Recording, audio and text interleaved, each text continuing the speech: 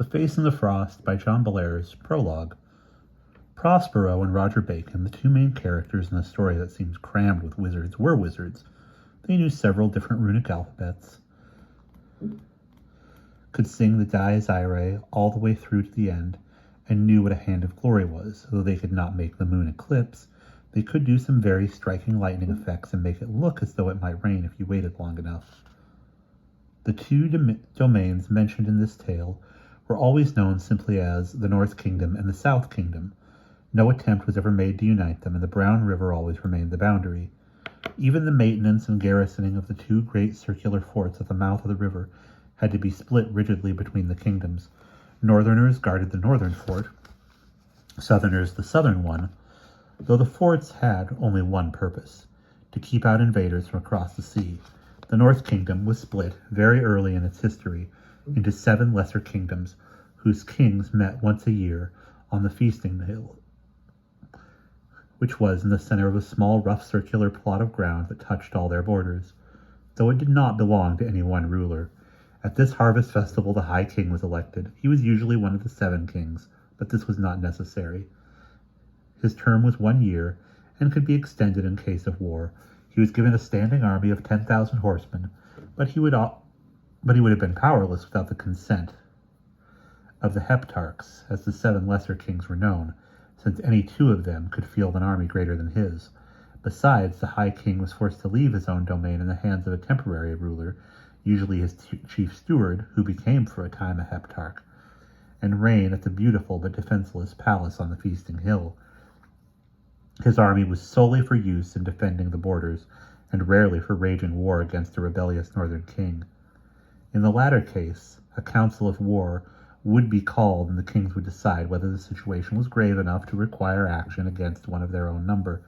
Civil war was rare, but when it did come, the devastation was so great that it took generations for the North to recover. The history of the South Kingdom was stranger and much more chaotic. If you looked at a map of the South made in Prospero's time, you would think it was a badly done and rather fussy abstract painting, or the palette of a demented artist. You would see blotches within splotches within wavy circles. You would see shapes like ladyfingers, like stars, like dumbbells, like creeping dry rot. All this was the fault of Godwin I, Longbeard, the first king of all the South, and the last to hold any real power. He divided up the kingdom among his sons, and they did likewise, and so on.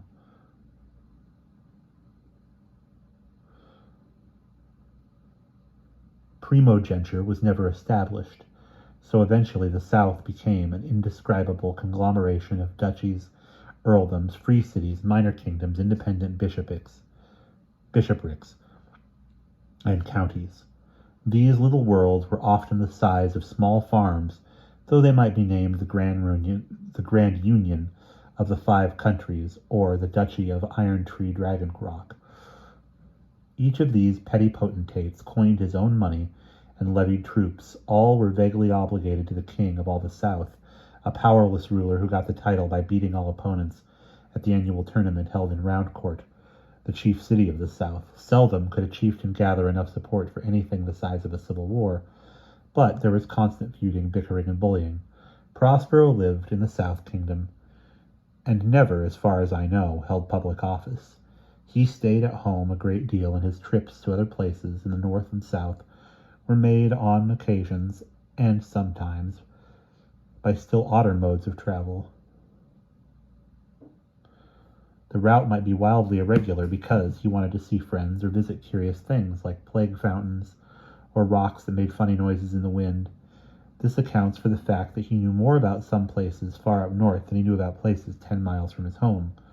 Roger Bacon, who spent most of his time in England, was more familiar with the border country between the North and South than Prospero was. Both of them used mirrors to visit or look at other times and places. This naturally affected their speech, their mannerisms, and God knows the character of Prospero's house.